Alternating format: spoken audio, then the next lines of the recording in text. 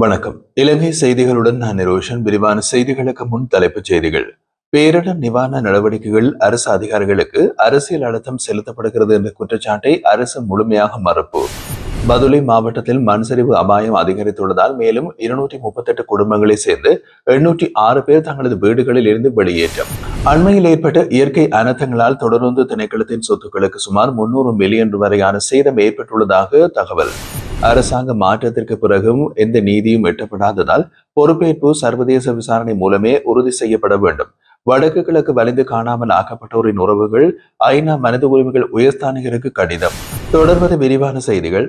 பேரிடர் நிவாரண நடவடிக்கைகளில் அரசு அதிகாரிகளுக்கு அரசியல் அழுத்தம் செலுத்தப்படுகிறது என்ற குற்றச்சாட்டை அரசு முழுமையாக மறுத்துள்ளதாக அமைச்சர் நலிந்த ஜெயதிச தெரிவித்துள்ளார்.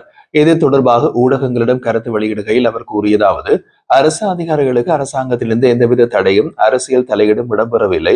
அவர்களுக்கு தேவையான சுதந்திரமும் அதிகாரமும் வழங்கப்பட்டுள்ளதால் அவர்கள் மிக சிறப்பாக பணியாற்றி வருகின்றனர். தேசிய மக்கள் சக்தி அரசுக்கு சர்வதேச உறவுகள் இல்லை என்று சில விமர்சனங்கள் முன்வைக்கப்பட்டன. ஆனால் எமது அரசு சர்வதேச சமூகத்துடன் திறம்படவும் வலுவாகவும் இணைந்து செயல்பட்டு வருகிறது. சுனாமி அனர்த்தத்திற்கு பின்னர் வெளிநாடுகளிலிருந்து கிடைத்த நிதி முறையாக பயன்படுத்தப்படாததால் சர்வதேச சமூகத்தின் நம்பிக்கை பாதிக்கப்பட்டது. ஆனால் தற்போது எமது நிர்வாக முறைமையின் மீதான சர்வதேச நம்பிக்கை முழுமையாக்கப்பட்டுள்ளது என்று அமைச்சர் மேலும் தெரிவித்தார். நாட்டில் ஏற்பட்ட அதிதீவிர வானிலை காரணமாக பால் உற்பத்தி குறைந்துள்ளதாக தேசிய கால்நடை மேம்பாட்டு பணியகம் அறிவித்துள்ளது. ஒவ்வொரு நாளும் சுமார் 2000 லிட்டர் பால் உற்பத்தி குறைவடைந்துள்ளதாக அந்த பணியகம் மேலும் தெரிவிக்கின்றது.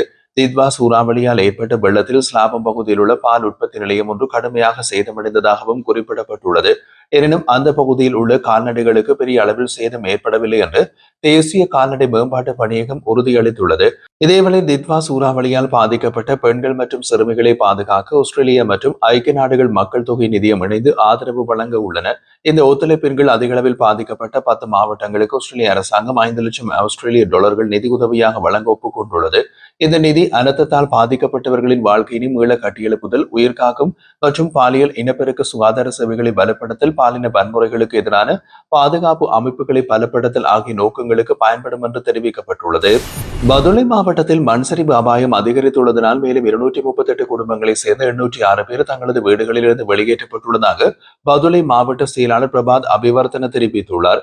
வடகிழக்கு பருவமழையின் தாக்கத்தால் தொடர்ச்சியான மழை பெய்து வருவதும் தேசிய கட்டிட ஆய்வு நிறுவனத்தின் ஆலோசனையையும் கருத்தில் கொண்டு இந்த மக்கள் பாதுகாப்பான இடங்களுக்கு வெளியேற்றப்பட்டுள்ளார்கள். நேற்றைய தினம் வெளியேற்றும் நடவடிக்கைகள் முன்னெடுக்கப்பட்டதாகவும் மாவட்ட செயலாளர் குறிப்பிட்டார். பதுளை மாவட்டத்தின் 15 பிரதேச செயலாளர் பிரிவுகளில் 14 பிரிவுகள் ஏற்கனவே பாதிக்கப்பட்டுள்ளது. இதுவரை பாதிக்கப்படாமல் இருந்த ரீதிமாலியத்த பிரதேசமும் தற்போது அபாய பட்டியலில் சேர்க்கப்பட்டுள்ளது. அலுக்கேகல மலையில் ஏற்பட்ட மண்சரிவு காரணமாக 50 குடும்பங்களை சேர்ந்து 129 பேர் பாதுகாப்பு மையங்களில் தங்க வைக்கப்பட்டுள்ளார்கள். அத்துடன் சொன்னா தோட்ட பிரிவில் 60 குடும்பங்களை சேர்ந்து 157 பேரும், ஓவா பரணகம பிரிவில் 40 குடும்பங்களை சேர்ந்து 127 பேரும், ரீதிமாலயத்த பிரிவில் 50 குடும்பங்களை சேர்ந்து 139 பேரும், மிக ஆவியுள்ள பிரிவில் 35 குடும்பங்களை சேர்ந்து 158 பேரும் மண்சரிவு அபாயம் காரணமாக தங்களை வீடுகளை விட்டு வெளியேற்றப்பட்டுள்ளார்கள். மேலும் ஹாலியல பிரதேச செயலாளர் பிரிவில் 18 குடும்பங்களை சேர்ந்த 87 பேரும், எல்ல பிரதேச செயலாளர் பிரிவில் 34 குடும்பங்களை சேர்ந்து 148 பேரும் என்று மொத்தம் 238 குடும்பங்களை சேர்ந்து 806 பேர் பாதுகாப்பு இடங்களுக்கு மாற்றப்பட்டுள்ளார்கள்.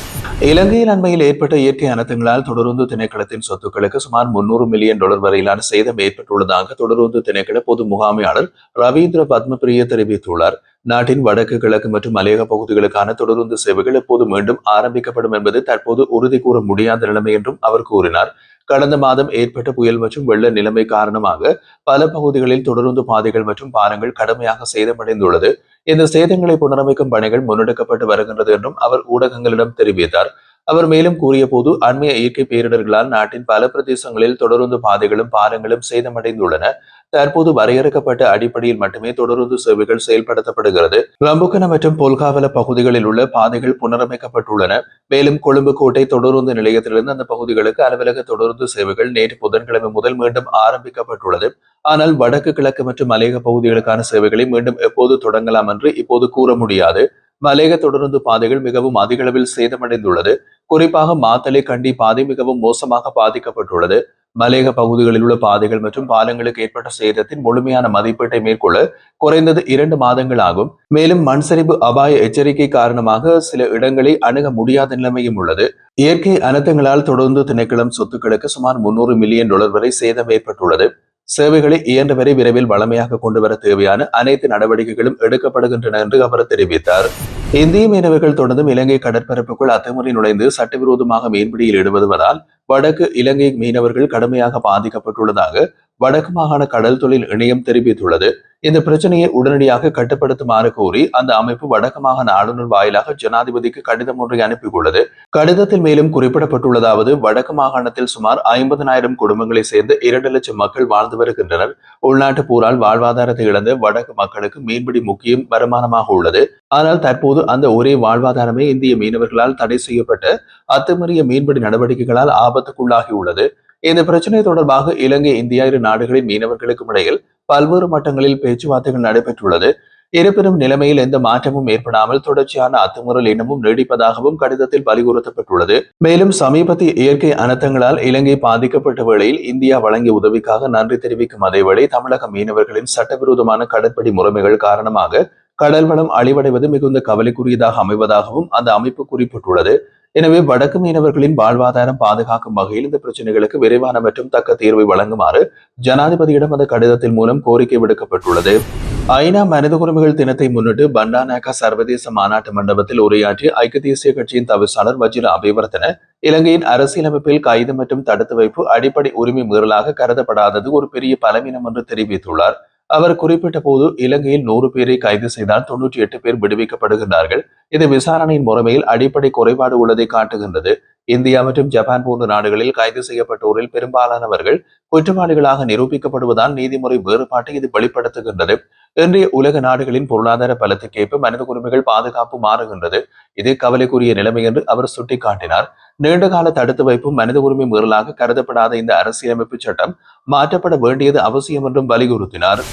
இலங்கையில் ஏற்பட்ட அரசாங்க மாற்றத்திற்கு பிறகும் எந்த நீதியும் எட்டப்படாததால் பொறுப்பேற்பு சர்வதேச விசாரணை மூலமே உறுதி செய்யப்பட வேண்டும் என்று வடக்கு கிழக்கு வலிந்து காணாமல் ஆக்கப்பட்டோரின் உறவினர்கள் ஐநா மனித உரிமை உயர்ஸ்தானிகருக்கு அனுப்பிய கடிதத்தில் வலியுறுத்தியுள்ளனர். 16 ஆண்டுகளாக தங்களின் அன்புக்குரியோரின் காணாமல் போனோர் விவகாரத்தில் பதிலும் நீதியும் இன்றியே போராட்டம் தொடர்வதாகவும் உள்நாட்டு முறைமைகள் ஒவ்வொன்றாக தோல்வியடைந்துள்ளதாகவும் அவர்கள் குறிப்பிட்டனர். அரசியல் மாற்றங்கள் ஏற்பட்டாலும் இந்த அரசும் நீதியை வழங்க முன்வரவில்லை. தற்போதைய பொருளாதார அனர்த்த சூழலில் இது பெரும் சாத்தியமற்றதாக உள்ளது என்றும் சுட்டிக்காட்டினர். இனப்படுகொலை மற்றும் மனித குலத்திற்கு எதிரான குற்றங்கள் குறித்து இலங்கை சர்வதேச குற்றவியல் நீதிமன்றத்திற்கு பரிந்துரைக்கப்பட வேண்டும் என்பதே அவர்களின் கோரிக்கை. அண்மையில் நாட்டில் ஏற்பட்ட நிலச்சரிவு மற்றும் வெள்ளத்தால் பாதிக்கப்பட்ட 26,841 குடும்பங்களிலிருந்து 85,351 பேர் தற்காலிக தங்குமிடங்களில் தங்க வைக்கப்பட்டுள்ளதாக அனர்த்த முகாமைத்துவ மத்திய நிலையம் அறிவித்துள்ளது. நாடு முழுவதும் அமைக்கப்பட்டுள்ள 873 பாதுகாப்பு மையங்களில் இவர்கள் தங்க வைக்கப்பட்டுள்ளார்கள். பேரிடரால் உயிரிழந்தோரின் எண்ணிக்கை 639 உயர்ந்துள்ளதோடு 193 பேர் இன்னமும் காணாமல் போயுள்ளதாகவும் தெரிவிக்கப்படுகின்றது. மேலும் 5,346 வீடுகள் முற்றிலும் சேதமடைந்துள்ளதோடு 86,245 வீடுகள் பகுதியளவில் சேதமடைந்துள்ளதாகவும் அண்மைய அறிக்கைகள் கூறுகின்றன.